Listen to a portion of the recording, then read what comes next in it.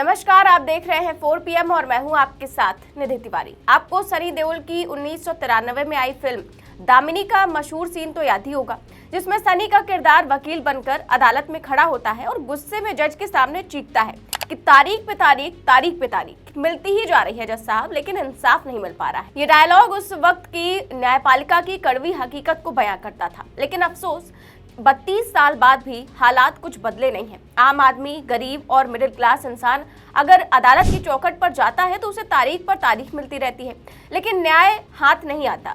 वहीं दूसरी तरफ अगर आप अरबों खरबों की संपत्ति वाले घराने से आते हैं तो अदालतों की तारीखें भी आपकी सुविधा के हिसाब से बदल जाती हैं और फैसले भी आपकी मनमर्जी के मुताबिक लिखे जाते हैं। कानून और न्याय आपके लिए रुकावट नहीं बल्कि साधन बन जाते हैं। और अगर आप देश के सबसे बड़े उद्योगपति हैं जिनके इशारे पर सरकारें चलती हैं, तो फिर तो अदालतें भी आपको रोकने का साहस नहीं कर पाती।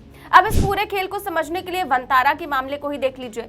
25 अगस्त को सुप्रीम कोर्ट ने जांच का आदेश दिया, 12 सितंबर को SIT ने रिपोर्ट सौंप दी और 15 सितंबर को अदालत ने साफ साफ कह दिया कि वंतारा में कोई गड़बड़ी नहीं है, केस बंद। इतना ही नहीं, रिपोर्ट को सील बंद रखने का आदेश भी सुना दिया गया। यानी पूरी प्रक्रिया इतनी तेजी से निपटा दी गई कि देखने वाले दंग रह गए। आम इंसान के मामूली केस को निपटाने में जहां सालों साल लग जाते हैं, वहीं अरबपति उद्योगपति का मामला कुछ ही हफ्तों में क्लीन चिट के साथ समाप्त हो गया। और फिर सोशल मीडिया की ताकत का इस्तेमाल करके नैरेटिव बदल दिया गया कि उन पर झूठा आरोप लगाया गया था और अब उनका नाम पूरी तरह से साफ हो चुका है। ये सब कुछ वैसा ही हुआ जैसा अंबानी साहब चाहते थे। और जब देश का प्रधानमंत्री तक आपकी मर्जी के मुताबिक फैसले लेता हो तो अदालतों से भला क्या शिकायत की जाए। लेकिन विपक्षी नेता तो ऐसे मामलों में चुप बैठने वाले नहीं होते। कांग्रेस के वरिष्ठ नेता और राज्यसभा सांसद जयराम रमेश को ही देख लीजिए, अंबानी जी के सारे किए कराए पर पानी फेरने के लिए सामने आ गए। अब जयराम रमेश जी समेत सोशल मीडिया पर बैठे कुछ यूजर्स ने भी कैसे इस पूरे तमाशे की पोल पट्टी खोल दी है, उसको जानने के लिए आपको पूरा वीडियो देखना पड़ेगा। तो ये पूरा विवाद तब शुरू हुआ जब अंबानी परिवार के वारिस अनंत अंबानी जानवरों की खरीद बिक्री के नियमों में उलझ गए। हुआ यूं कि पिताजी ने बेटे को शादी के तोहफे में कोई मामूली चीज नहीं बल्कि पूरा का पूरा जंगल ही गिफ्ट कर दिया।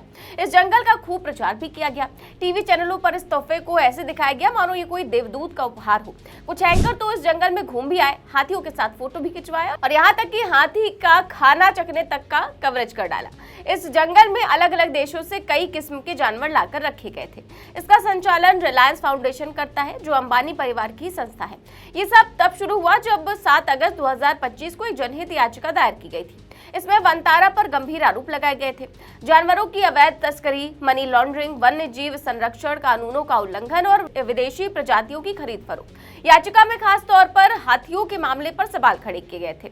अब जब खबरें सामने आई कि सेंटर में नियम कायदों की धज्जियां उड़ाई जा रही हैं, तो मामला सुप्रीम कोर्ट तक पहुंचा। गैर सरकारी संगठनों और वन्य जीव संरक्षण समूहों ने भी इस पर गंभीर आपत्तियां जताई।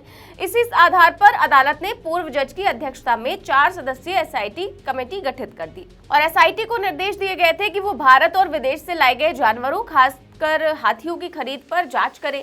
ये भी देखने को कहा गया कि कहीं वन्य जीव संरक्षण अधिनियम का उल्लंघन तो नहीं हो रहा है, आयात निर्यात के नियमों की अनदेखी तो नहीं की जा रही है और कहीं ये पूरा मामला केवल निजी शौक या वैनिटी प्रोजेक्ट तो नहीं है। तो SIT से कहा गया था कि वो पशुओं की देखभाल, उनके स्वास्थ्य, मृत्यु दर, मौसम की परिस्थितियों, औद्योगिक इलाके के पास सेंटर की स्थिति और संरक्षण कार्यक्रमों के नाम पर हो रहे कामों की पड़ताल करे। लेकिन हुआ क्या, इस SIT ने अपनी रिपोर्ट सील बंद लिफाफे में सुप्रीम कोर्ट को सौंप दी और अदालत ने महज कुछ ही दिनों में क्लीन चिट दे दी। अदालत ने कहा कि वंतारा में सभी नियमों का पालन हुआ है और किसी भी तरह की गड़बड़ी नहीं पाई गई। सोचिए, जहां एक एक तारीख पर सालों की उम्र बर्बाद हो जाती है, वहां इतने बड़े आरोपों वाले केस में कुछ ही हफ्तों में फैसला सुना दिया गया।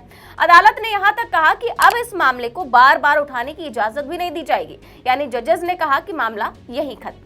अब मजे की बात तो यह है कि वंतारा के वकील हरीश साल्वे ने तो कोर्ट में ये भी दलील दी कि रिपोर्ट को सार्वजनिक नहीं किया जाना चाहिए। उनका कहना था कि अगर ये रिपोर्ट बाहर आई तो न्यूयॉर्क टाइम्स जैसे अखबार इसका गलत मतलब निकाल लेंगे और केवल अपने फायदे का हिस्सा छापेंगे।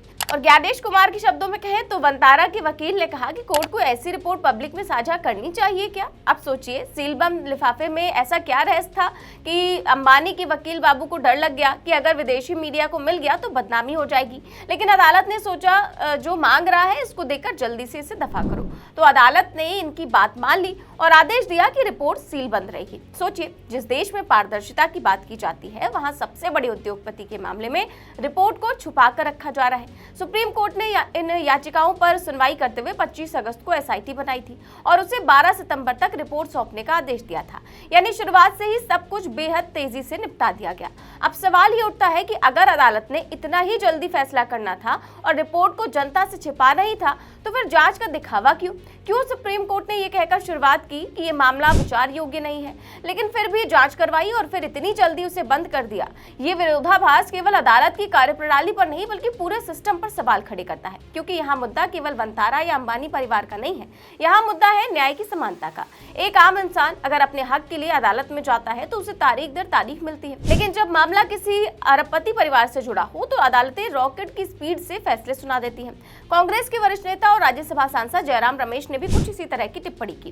जयराम रमेश ने इसे न्यायिक प्रणाली की रहस्यमयी प्रथा करार देते हुए कहा कि अगर सभी मामले इतनी तेजी से निपटाए जाते तो बेहतर होता। उन्होंने कहा कि लंबे विलंब के लिए जानी जाने वाली भारतीय न्यायिक व्यवस्था जब चाहे तब अत्यंत तीव्र गति से काम कर सकती है। उन्होंने मामले की प्रक्रिया की तारीखों का उल्लेख करते हुए कहा कि काश सभी मामलों को इतनी तेजी और सफाई से निपटाया जाता, बेशक इस रहस्यमय सीलबंद लिफाफे के चक्कर के बिना।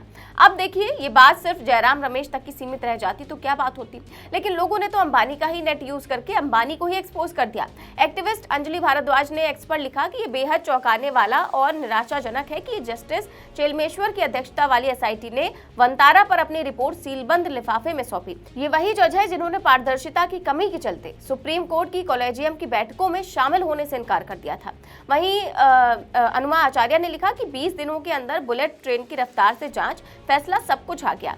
और हाँ, सरकार ने कोर्ट में कहा कि रिपोर्ट सार्वजनिक नहीं होनी चाहिए। तो अब सवाल ये है कि आखिर ये जादू हुआ कैसे? असल में जादू वही है जो हर बार होता है जब अदालत, सरकार और अरबों खरबों की साम्राज्य का गठजोड़ एक ही धागे से बंधा हो। नरेंद्र मोदी जी और अंबानी जी की दोस्ती तो अब जग जाहिर है।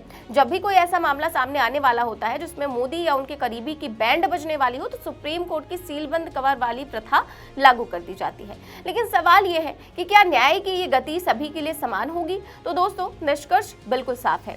भारत में इंसाफ सबके लिए बराबर नहीं है। यहाँ इंसाफ भी वीआईपी पास लेकर आता है। अगर आप अंबानी हैं तो आपको बुलेट ट्रेन की स्पीड से क्लीन चिट मिलती है, और अगर आप आम इंसान हैं तो आपको टूटी हुई लोकल ट्रेन पर बैठकर तारीख पर तारीख झेलनी पड़ती है। फिलहाल इस पूरे मामले को लेकर के आप क्या सोचते हैं? हमें कमेंट बॉक्स में अपनी राय जरूर दें। चैनल को सब्सक्राइब भी करें और ज्वाइन भी। देश और दुनिया की तमाम बड़ी खबरें जानने के लिए देखते रहिए 4PM न्यूज नेटवर्क। नमस्कार।